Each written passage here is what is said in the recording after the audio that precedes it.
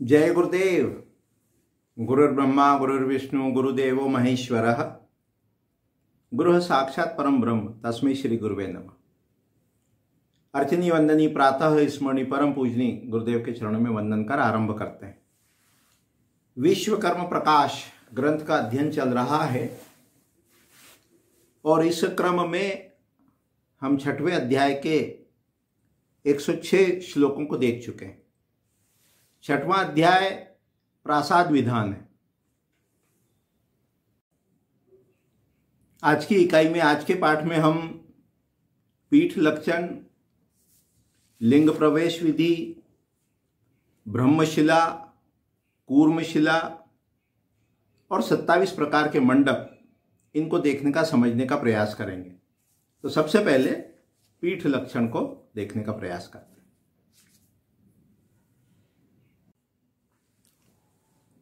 लिंग निर्माण के, पीठ निर्माण के संदर्भ में कहते हैं कि लिंग के विस्तार यानी चौड़ाई से 3 गुना विस्तार पीठ का होता है। यानी पीठ जो है वो लिंग से 3 गुना होती है चौड़ाई में। और उसको दूसरे शब्दों में कहें तो 3 भाग करके 1 भाग जो है वो पीठ की चौड़ाई होती है। तो इसको भी अपन ड्राइंग से थोड़ा समझने का, देखने का प्रयास करते हैं। ये जो डायमेंशन है ये 3 है, 3 टाइम्स। इसमें 1 भाग इधर खाली है, 1 भाग इधर है और बीच का जो भाग है उसमें वो लिंग की स्थापना की गई है। ये ऊपर से जो अपन देख रहे हैं तो ये लिंग वाला पोर्शन है, ये 1 भाग, ये वाला।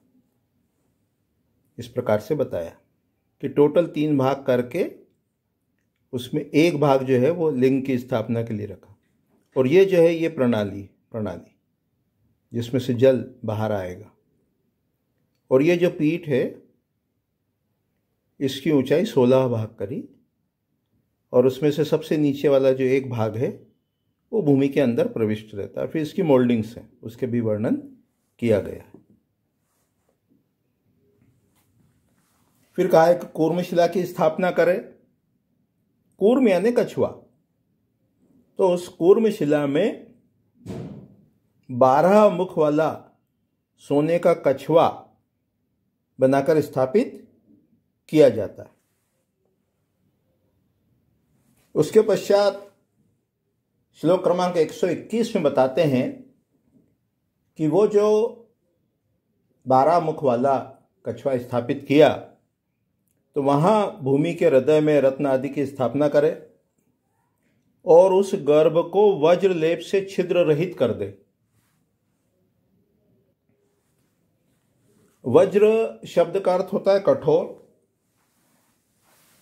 वज्र शब्द का अर्थ होता है हीरा। तो हीरे के समान कठोर ऐसे लेप का विधान शास्त्र में किया गया है। वास्तु के जो ग्रंथ हैं उनमें वज्र लेप विधि, इसका वर्णन भी आता है कि प्रतिमा को, मूर्ति को किस प्रकार वज्र से लेपित करना, लेप लगाना, कोटिंग करना, कि जिससे उसका, उस पर वातावरण का प्रभाव ना पड़े, वो हजारों हजार साल तक रहे, टिका रहे।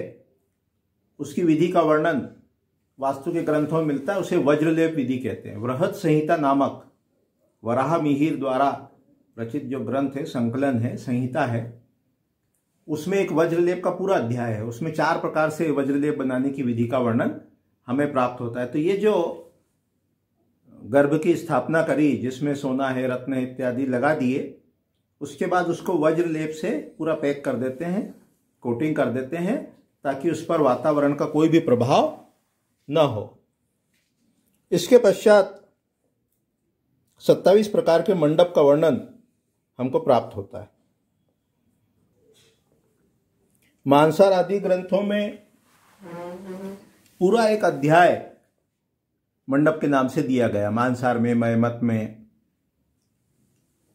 और वहां वर्गाकार मंडप, आयताकार मंडप, आयत में अलग अलग लंबाई चौड़ाई उसके अनुसार उनको बताया गया है कि ब्राह्मण के लिए कौन से शुभ है, क्षत्रिय वैश्य के लिए कौन से शुभ हैं, किस अनुपात का प्रयोग मंडप के लिए करना, ये उन ग्रंथों में दिया है। यहाँ अग्नि पुराण, मत्स्य पुराण, सम्रांगण सूत्रधार, विश्वकर्म प्रकाश में स्तंभों की संख्या के आधार पर 27 प्रकार के मंडप का वर्णन किया गया है।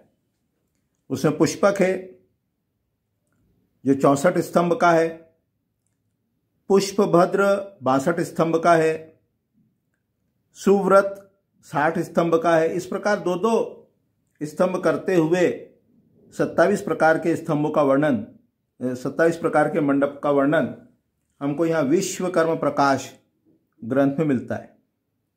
उसमें अमृत नंदन है, कौशल्य है, बुद्धि संकीर्ण है, गज भद्र है, जयावह है, श्री वृक्ष है, विजय है और अनेकानेक मंडप का वर्णन है। दो तीन चीजें अपने को ध्यान में रखना है। पूरे वास्तु में जो नाम है वही गुण है,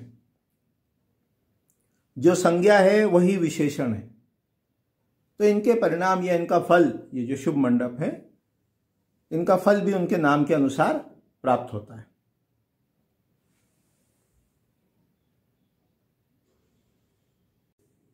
तो आज के पाठ में, आज की इकाई में हमने अध्याय 6 के 106 के आगे के सभी श्लोकों को देखा, जिसमें हमें लिंग स्थापना, पीठ लक्षण, ब्रह्मशिला, कूर्मशिला और 27 प्रकार के मंडप, इसका वर्णन हमने देखा, समझा, जाना। आज इतने ही कह के वाणी को विराम देते हैं।